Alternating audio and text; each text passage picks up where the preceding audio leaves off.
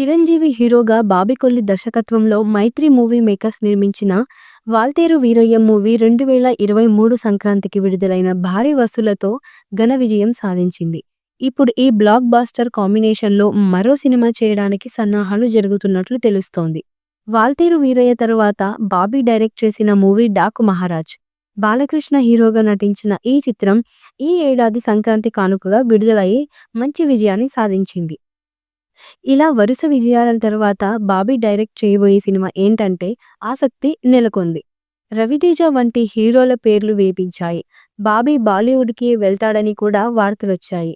ఈ వార్తల నడుమ ఇప్పుడు అనూహ్యంగా చిరంజీవి పేరు తెరకెక్కింది.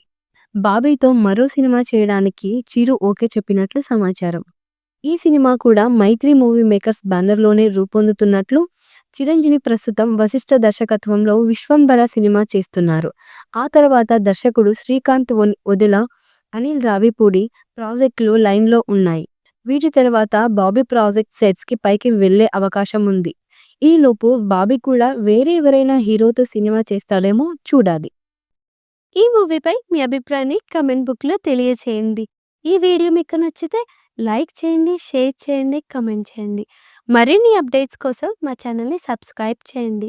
అలాగే పక్కనే ఉన్న గంట సింబల్ని గట్టిగా కొట్టండి.